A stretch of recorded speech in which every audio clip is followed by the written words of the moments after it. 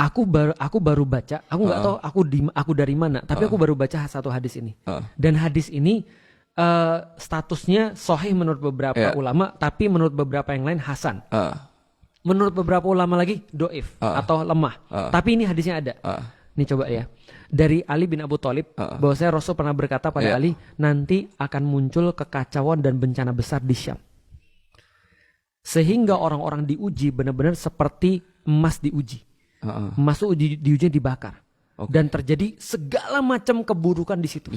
Dan kita tahu di zaman siapa itu terjadi. Di zamannya Bashar Assad misalnya, orang-orang di penjara Setna. Oh iya. Itu udah ngeri banget tuh. Iya benar. Orang-orang kalau seandainya melawan dia, ditangkap bukan hanya dianya, tapi keluarganya. Terus perlakuan segala macam lah. Dan kita tahu seperti apa penyiksaan di situ. Dan alat-alatnya kita udah bisa bayangin lah. Itu yang kelihatan, belum lagi yang nggak kelihatan. Ya kan udah diterobos tuh kemarin kan. Kita lihat dalamnya kan ngeri banget. Betul. Dan ada satu jalan isinya mayat semua. Iya. Dan yang membuat aku membayangkan tuh sudah juga muak itu adalah ketika ada orang Suriah sendiri yang dia adalah pengungsi Palestina. Jadi orang pengungsi Palestina dari Zionis mengungsi ke Suriah. Ketika Suriah terjadi problem konflik, ketika 2011 dia terus kemudian keluar ke Turki dan ketemu sama aku. Dia bilang apa tau enggak? Dia bilang, "Wallah, kami berpuluh-puluh tahun menghadapi Zionis, enggak ada bandingannya dengan 3 tahun menghadapi Bashar Assad." Dia bilang itu jauh lebih parah. Dia bilang, itu orang Palestina yang ngomong. Nah artinya di Syam itu kata Rasulullah akan terjadi bencana besar.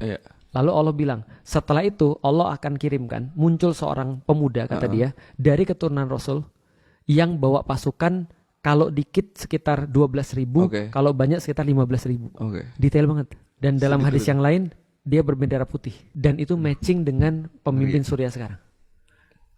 Walau lebih sop ya. Karena gue masih ngebayang Bashar al-Assad tuh jadi gamer kan sekarang. Ya kan? Sekarang jadi gamer kan di Rusia. Di Rusia. Jadi gamer dia. Betul. Karena mungkin doi nggak punya kerjaan lagi. Tapi yang dimaksud yang sekarang Ahmad Asyara ini ternyata menurut beberapa referensi dia termasuk keturunan Nabi. Dan pasukannya berapa ketika dia ditanya ketika membebaskan Damaskus? 12.000, 15.000. 13 sampai 14.000. Wah, anjir.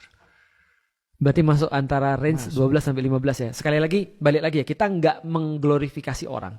Tapi maksudku, aku kaget sih ketika dapat itu. Dan ternyata kok tepat. Dan dikatakan bahwasanya pemimpin ini akan membawa kebaikan sampai digantikan lagi oleh pemimpin yang lain, yang keturunan Nabi yang lain dari klan Bani Hashim. Apa itu Bani Hashim? Nah, Bani Hashim itu keturunan khusus daripada Quraisy. Rasulullah kan Bani Hashim nih. Jadi yang sekarang ini digantiin lagi, dan yang diganti ini membawa kedamaian sampai keluar Dajjal, itu hadisnya. Berarti kalau kita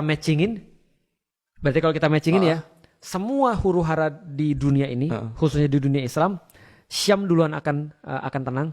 Setelah Syam akan tenang, maka kita alihkan pandangan ke daerah Hijaz, Mekah dan Madinah. Kata Rasulullah akan terjadi problem di situ tuh.